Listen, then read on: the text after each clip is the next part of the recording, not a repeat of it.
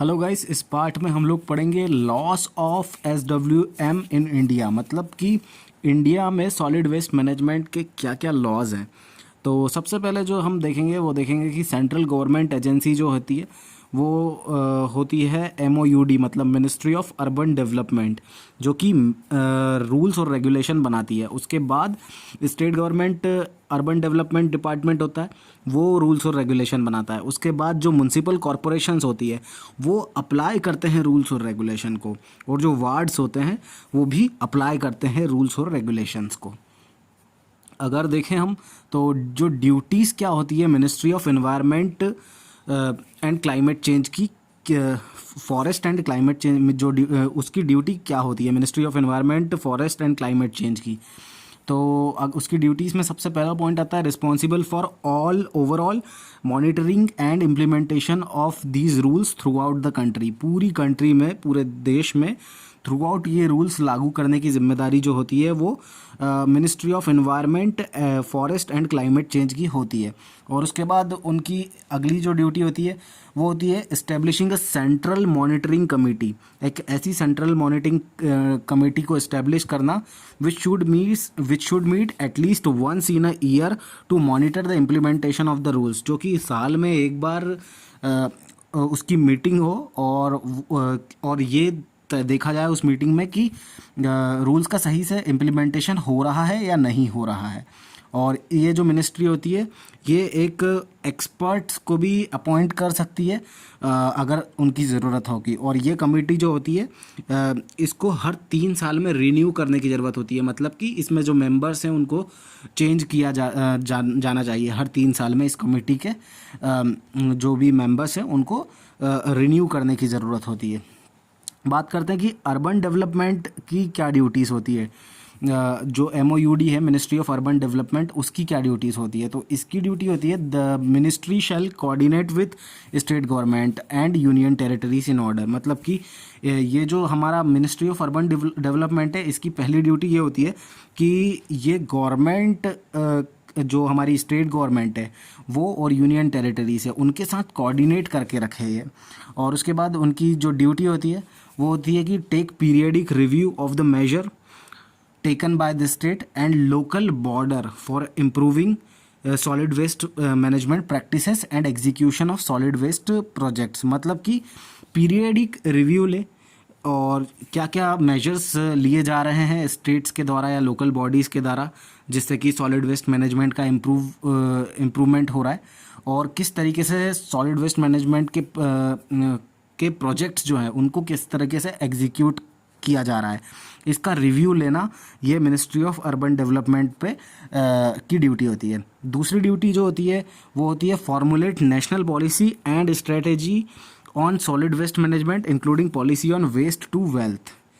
तो उनकी जो सेकंड ड्यूटी होती है वो ये होती है कि जो भी नेशनल पॉलिसीज़ बनी है और जो स्ट्रेटेजी बनी है सॉलिड वेस्ट मैनेजमेंट की, उन सभी स्ट्रेटेजीज़ को फार्मूला में एक रखना और प्रॉपर तरीके से उसका मतलब संचालन करना, यही एक ड्यूटी होती है उनकी। और वेस्ट टू हेल्थ जो एक वर्ड आता है यहाँ पे, ये आपको एक इम्पॉर्टेंट वर्ड है, एक इम्पॉर्टेंट फ्रेज़ है जो कि आपको याद रखना है अगर ऑब्जेक्टिव में दिख जाए तो। उसके बाद इनकी तीसरी ड्यूटी होती है जो R&D होती है उसको प्रमोट करना। सॉलिड वेस्ट मैनेज R&D मतलब रिसर्च एंड डेवलपमेंट सेक्टर जो होता है उसको प्रमोट करना। और जो भी रिसर्च और डेवलपमेंट से जो भी हमको लेटेस्ट इन्फॉर्मेशन होती है, मतलब ग्लोबली पूरी दुनिया में क्या चल रहा है क्या नहीं चल रहा है, उस तरीके का पूरा जो भी लेटेस्ट एडवांसमेंट हो रहा है ग्लोबली उसकी इन्फॉर्मेशन को गैदर करना, ये हमारे R&D उसको प्रमोट करने की ड्यूटी जो होती है वो हमारी होती है मिनिस्ट्री ऑफ अर्बन डेवलपमेंट की। और चौथी जो ड्यूटी होती है वो होती है undertaking training and capacity building of ULBs and other stakeholders, जैसे कि कॉन्ट्रैक्टर हो गए और फ्रेंचाइजी हो गई। तो ट्रेनिंग और कैपेसिटी बिल्डिंग की भी जो इनकी ही जिम्मेदारी होती है। अब हम बात करेंगे CPCB जो कि काफ़ी इंपॉर्टेंट है, उसकी क्या ड्यूटी होती है। मतलब सेंट्रल पॉल्यूशन कंट्रोल बोर्ड, इसकी क्या ड्यूटी होती है। तो इसकी सबसे पहले ड्यूटी होती है कि SPCB जो होती है मतलब स्टेट पॉल्यूशन कंट्रोल बोर्ड, उनके बीच में सामंजस्य बिठाने की, कोऑर्डिनेट करने की और उनके साथ जो भी रूल्स बनाए जाते हैं सॉलिड वेस्ट मैनेजमेंट के, उनको इम्प्लीमेंट करने की ड्यूटी सीपीसीबी की होती है। और ये टेक्निकल गाइडलाइंस भी प्रोवाइड करती है सीपीसीबी, और एक्सपर्टीज़ भी प्रोवाइड करती है एसपीसीबी को। तो जो मिनिस्ट्री जो होती है वो सीपीसीबी को मतलब सीपीसीबी उसके अंडर में आती है, और सीपीसीबी के अंडर में एसपीसीबी आती है। और टेक्निकल और मैनेजरियल जो स्किल्स हैं वो सीपीसीबी मैनेज करती है। तो इस चीज़ का ध्यान रखना है हमको अगर ऑब्जेक्टिव में आ जाए तो। और उसके बाद जो फॉर्मुलेट करती है ये सीपीसीबी की जो अगली ड्यूटी होती है वो ये होती है 4th नंबर की, कि formulate the standards for ground water, air, noise and soil. मतलब कि यही है सीपीसीबी जो कि हमको बताती है कि वाटर, एयर, सॉइल और नॉइस, इसके क्या स्टैंडर्ड्स रहेंगे। मतलब कि जो भी वैल्यूज़ वगैरह जो होती है मैक्सिमम या मिनिमम जो भी है वो सब कुछ सीपीसीबी हमको बताती है। उसके बाद इन्वायरमेंटल स्टैंडर्ड्स जो होते हैं टाइम टू टाइम उसको रिव्यू करना इनकी ड्यूटी होती है। और उसके बाद इनकी ड्यूटी, सीपीसीबी की ड्यूटी होती है providing guidance to states and UTs on inter state movement of waste. अगर कुछ इंटर स्टेट मूवमेंट हो रहा है वेस्ट का तो वो भी स्टेट्स और यूनियन टेरिटरीज जो है उनको गाइडेंस करने की ड्यूटी भी सीपीसीबी निभाता है। अब बात करते हैं स्टेट पॉल्यूशन कंट्रोल बोर्ड की क्या ड्यूटीज़ होती है। तो स्टेट पॉल्यूशन कंट्रोल बोर्ड की ड्यूटी होती है monitor the environmental standards. Environmental standards के जो भी मतलब नॉर्म्स दिए जाते हैं ऊपर से, मतलब सीपीसीबी से और मिनिस्ट्री से, उसको वो मॉनिटर करती है। और एरियाज ऑफ इम्प्रूवमेंट जो भी हैं उसको एग्जामिन करने की ड्यूटी भी एसपीसीबी की होती है। और उसके बाद जो इंटर स्टेट मूवमेंट होते हैं, मतलब एक स्टेट से दूसरे स्टेट में जो वेस्ट जा रहा है उसको रेगुलेट करना, मतलब जब भेजने की प्रोसेस हो रही है उसको रेगुलेट करने की ड्यूटी एसपीसीबी की होती है। उसके बाद हर डिपार्टमेंट जो इंचार्ज रहता है लोकल बॉडीज़ में, वो एक स्टेट लेवल एडवाइजरी बॉडी को कंस्टिट्यूट करता है, मतलब उनसे मिलके बनती है जो डिपार्टमेंट ऑफ इंचार्ज रहते हैं, और हर 6 महीने में बनाई जाती है। और डेट मतलब अगर इसको रीड करूँ तो every department incharge of local body shall constitute a state level advisory body within 6 month. मतलब कि हर 6 महीने में उसको स्टेट लेवल एडवाइजरी बॉडी को ये कंस्टिट्यूट करना पड़ता है from the date of notification of these rules. मतलब 6 महीने अगर आपके हो गए रूल्स को लागू हुए तो आपको मतलब उसका इम्प्लीमेंटेशन हो जाना चाहिए। और अगर 5वीं ड्यूटी की बात करूँ अगर एसपीसीबी की, तो वो होगी continuously ensure the enforcement of the state rules. मतलब कि उनका काम, उनकी ड्यूटी ये रहती है कि वो लगातार इन्फोर्समेंट करते रहें जो भी स्टेट के रूल्स बनाए हुए हैं। सीपीसीबी के द्वारा जो भी स्टेट ने रूल्स बनाए हैं उन सभी को लगातार वो इंश्योर करते रहें, भले ही अगर बल का प्रयोग करना पड़े, इन्फोर्समेंट का प्रयोग करना पड़े, तो भी ये उनके कर्तव्यों में आता है। अब एसडब्ल्यूएम रूल्स जो होते हैं, एसडब्ल्यूएम रूल्स क्या होते हैं? सॉलिड वेस्ट मैनेजमेंट रूल्स जो हैं वो सीपीसीबी के बनाए हुए रूल्स हैं। 2016 में ये रूल्स आए थे, और इसकी हम अप्लाईबिलिटी देखें तो these rules apply to every urban local body, areas under the control of Indian railways, airports, military, airbase, ports and harbours, defence establishment, special economic zones, state control government, others and offices and buildings and religious places, historical places and places of pilgrims। इन सभी जगह पे वो इनके बनाए गए rules apply होते हैं। अगर नोट देख लें एक हम इम्पॉर्टेंट नोट, तो वो ये है कि these rules are not applied to industrial waste, hazardous waste, biomedical waste, e waste, lead acid batteries and radioactive waste. These are covered under separate rules. तो ये याद रखना है हमको कि एसडब्ल्यूएम रूल्स कहाँ पे लागू होते हैं और कहाँ पर नहीं लागू होते हैं। तो इसमें आगे आता है कि however treated biomedical waste and non hazardous industrial waste can be disposed off by these rules. हालांकि मतलब बायोमेडिकल वेस्ट और नॉन हैजार्डस इंडस्ट्रियल वेस्ट जो है वो इन रूल्स के द्वारा रेगुलेट किया जा सकता है। अब रूल्स क्या हैं वो देख लेते हैं।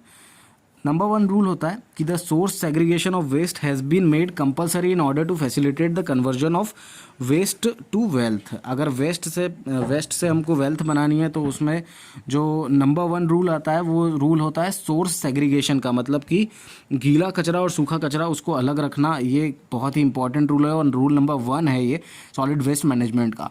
और दूसरा जो रूल है वो है रिस्पॉन्सिबिलिटी ऑफ जनरेटर्स, मतलब कि लोगों की जो जनरेटर, मतलब जो सॉलिड वेस्ट को जनरेट कर रहे हैं, मतलब कि लोग हैं वो लोगों की ये रिस्पॉन्सिबिलिटी होती है कि वो सेग्रीगेट करें।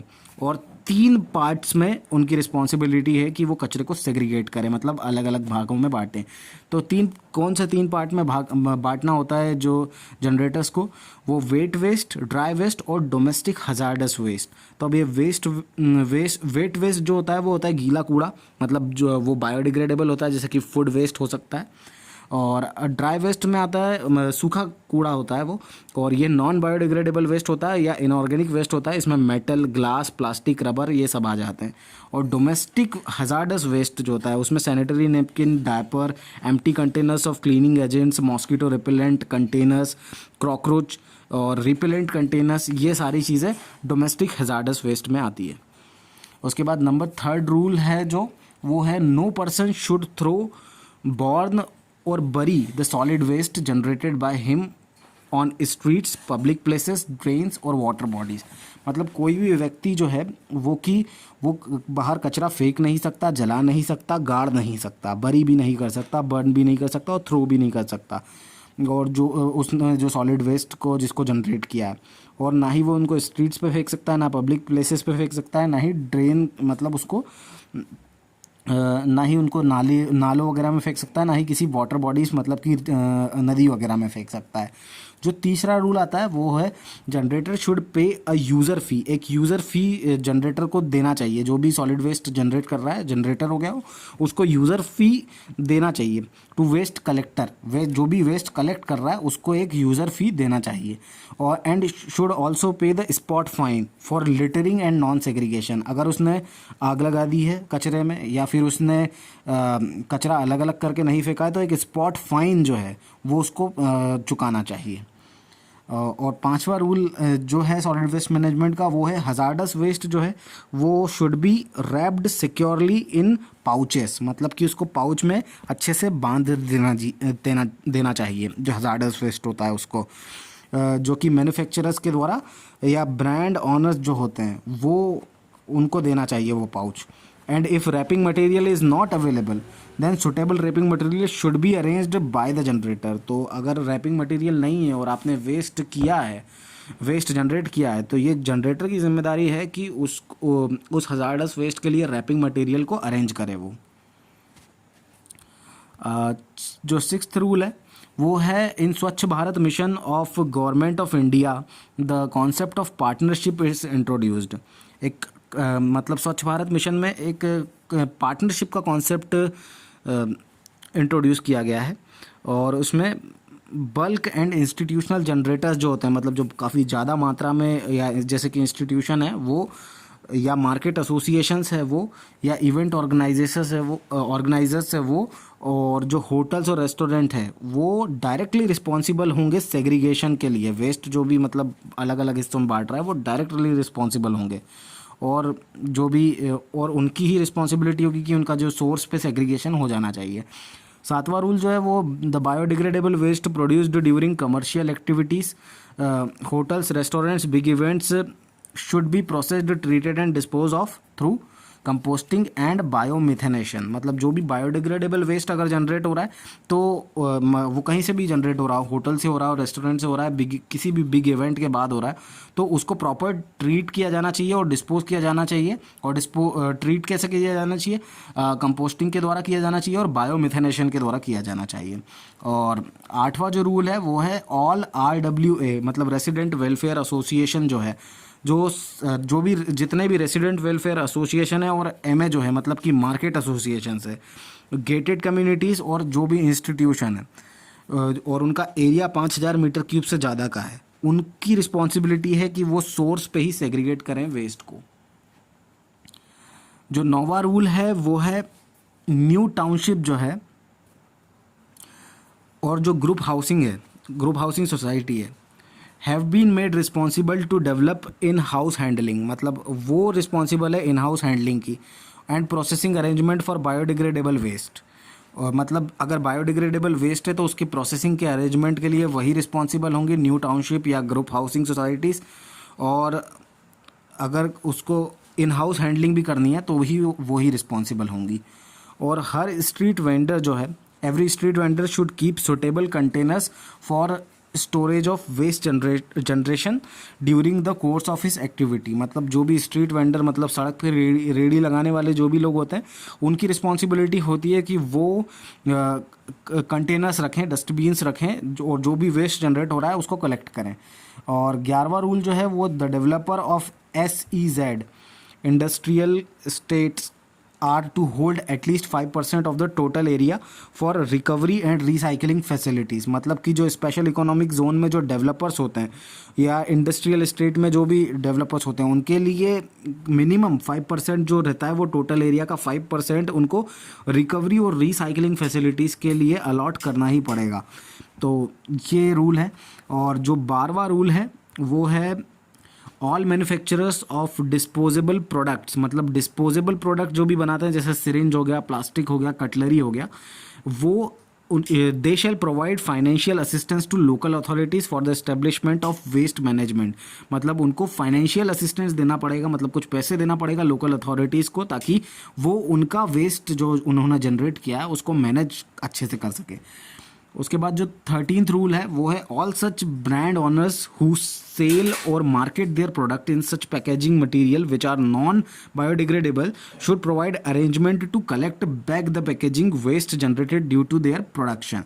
मतलब कि जो भी ब्रांड ओनर्स होते हैं जो कि अपने मार्केट में सेल करते हैं अपने प्रोडक्ट्स को, और फिर उनकी जो पैकेजिंग मटेरियल जो होता है, और वो पैकेजिंग मटेरियल अगर नॉन बायोडिग्रेडेबल है, मतलब कि वो डिग्रेडेबल नहीं है, तो उनको उनकी जिम्मेदारी होती है कि वो ऐसा अरेंजमेंट प्रोवाइड करें ताकि वो उनका जो पैकेजिंग वेस्ट जो जनरेट हो रहा है उनके प्रोडक्शन के दौरान वो कलेक्ट किया जा सके। तो ये ब्रांड ओनर्स की जिम्मेदारी होती है। और 14th जो रूल है, all industrial units using fuel and located within 100 kilometers from a solid waste based RDF plant should replace at least 5% of their fuel requirement by RDF। मतलब कि अगर आप की जो भी अगर इंडस्ट्रियल यूनिट जो है वो सॉलिड वेस्ट मैनेजमेंट प्लांट से अगर 100 किलोमीटर दूर है, तो आपको 5% जो होता है फ्यूल रिक्वायरमेंट का, कम से कम 5% जो है वो फ्यूल रिक्वायरमेंट का RDF को देना पड़ेगा। और जो 15th रूल है वो है non recyclable waste having calorific value of 1500 kilo calorie per KG और more shall not be disposed on landfill and shall be utilized for generating energy। मतलब कि वो नॉन साइक्लेबल वेस्टेज जिनकी की calorific value 1500 kilo calorie per KG से ज़्यादा है या उससे ज़्यादा है या उतनी है, उनको लैंडफिल में डिस्पोज नहीं करना। मतलब लैंडफिल में नहीं डिस्पोज करना है उनको, और उनको एनर्जी जनरेट करने के लिए यूज़ करना है। जो 16वां हमारा रूल है वो है कंस्ट्रक्शन एंड डेमोलिशन वेस्ट जो है उसको हमको सेपरेटली स्टोर करना है, और उसको as per construction and demolition waste management rules 2016 के अकॉर्डिंगली ही उसको डिस्पोज करना है। हॉर्टिकल्चर वेस्ट जो होता है और गार्डन वेस्ट जो होता है वो उनके प्रेमिसेस में से डिस्पोज्ड ऑफ होना चाहिए, और मतलब जहाँ पे भी वो जनरेट हो रहा है वहीं से उसको डिस्पोज्ड ऑफ होना चाहिए। लोकल अथॉरिटी को ऐसी डायरेक्शन दी जाती है। 18वां जो रूल है वो है एन इवन ऑर्गेनाइज्ड और more than 100 persons at any place should ensure segregation of waste at source and handling over to the local authorities. मगर अगर कहीं पे 100 से ज़्यादा लोग इकट्ठे हो रहे हैं तो ये उन सभी लोगों की जिम्मेदारी है कि वहाँ पे वो सोर्स पे ही सेग्रीगेशन करें, गीला कचरा सूखा कचरा दोनों अलग अलग रखें, और उसके बाद वो लोकल अथॉरिटीज़ को हैंड ओवर करें। और जो 19th रूल है वो है बायो रेमेडिएशन का रूल है और कैपिंग का रूल है। बायोडिग्रेडेशन और capping of old and abandoned dump sites should be done within 5 years। मतलब कि उनका बायो रेमेडिएशन और कैपिंग जो है वो कोई भी अगर एबेंडेंड डंप साइट्स है तो उनका 5 साल के अंदर बायो रेमेडिएशन हो जाना चाहिए।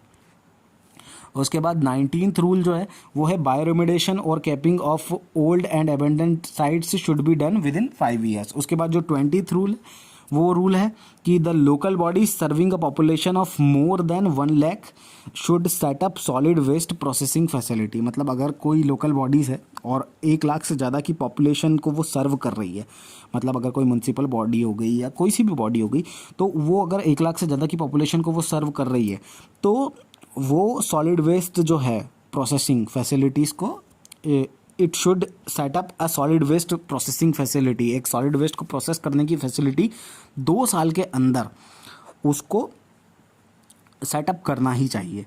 और जो नेक्स्ट रूल है वो है special provision for management of solid waste should be done in hilly areas. मतलब अगर हिली एरिया में हमारा सॉलिड वेस्ट जनरेट हो रहा है तो वहाँ पे एक स्पेशल प्रोविज़न दिया जाता है। Construction of landfill on the hill shall be avoided. वहाँ पे लैंडफिल का जो कंस्ट्रक्शन है वो अवॉइड किया जाता है। और एक transistor station at a suitable enclose location shall be set up to collect the waste. मतलब एक ट्रांसफ़र स्टेशन जो है उसको सेटअप किया जाता है ताकि वहाँ से वेस्ट कलेक्ट किया जा सके। और suitable land shall be identified in the plain areas. और ये जो सुटेबल लैंड जो होती है इसको हम ऐसे एरिया में देखते हैं जहाँ की जो कि हिली रीजन पे तो है ही वो, लेकिन ऐसे एरिया में देखते हैं कि प्लेन एरिया में हो within 25 kilometres to the hilly area. मतलब हिली एरिया से 25 किलोमीटर कोई दूर आसपास कोई अगर प्लेन एरिया है तो वहाँ पे हम ट्रांसफ़र स्टेशन की लोकेलिटी देखते हैं। If no such land is available nearby तो रीजनल सैनिटरी लैंडफिल सिस्टम जो है उसको सेटअप करते हैं। मतलब कि अगर इस तरीके का कोई अगर नहीं है तो फिर हम अगर इस तरीके की जगह नहीं है तो फिर रीजनल सैनिटरी जो लैंडफिल सिस्टम है उसको सेटअप किया जाता है।